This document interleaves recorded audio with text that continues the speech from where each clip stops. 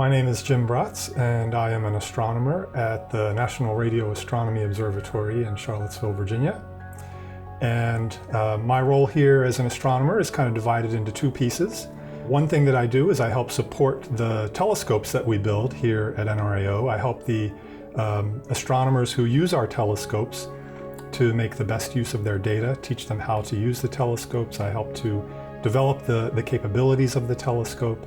And I particularly work with a lot of software and kind of techniques that we need to develop to make our telescopes work the best.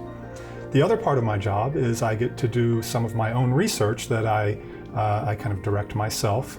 And my interests in particular are with understanding the black holes that sit in the centers of some galaxies, and understanding how those black holes influence the galaxies. And I also have an interest in cosmology, understanding kind of the fate of the universe and the nature of the universe.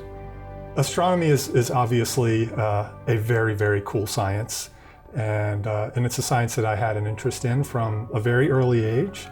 I was certainly inspired by my dad, who was himself a scientist, not an astronomer, but he was a very avid amateur astronomer, and he and I would talk about astronomy often when I was a kid. So when I was an undergraduate student, I was studying physics, and in addition to physics, I had a very strong interest in computer science, and I wasn't really clear what I wanted to do at that time. And even by the time I graduated from undergraduate school, I still had a little bit of uncertainty in kind of which career path I wanted to take. And one decision I made, and I think it was a good one, was I decided that I would take a little bit of a break in between undergraduate school and graduate school.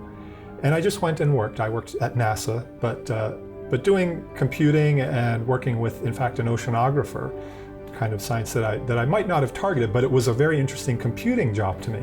And I loved that job. It was great. But I also kind of recognized that what I wanted to do was kind of more in line with what the oceanographer was doing. Even though it wasn't oceanography, I kind of saw the sorts of things he was doing.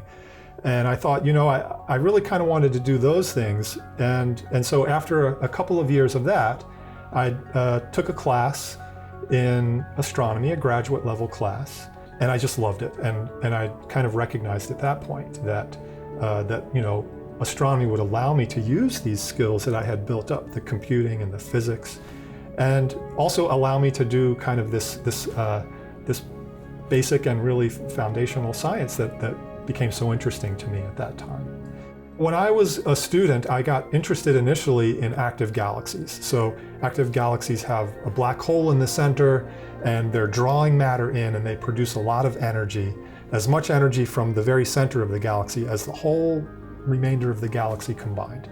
I got really interested in these, and I wanted to try to understand how the very innermost parts of active galaxies work.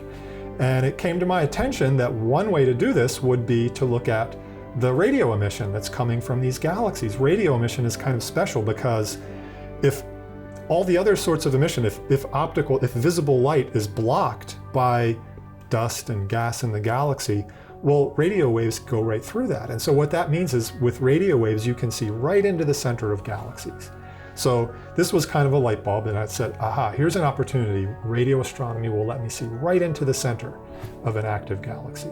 And so that was kind of how I got started. I didn't really know anything about radio astronomy at the time, but I started to learn when I was a student, and I got involved in a project with my advisor to use the NRAO telescopes to study and understand these active galaxies.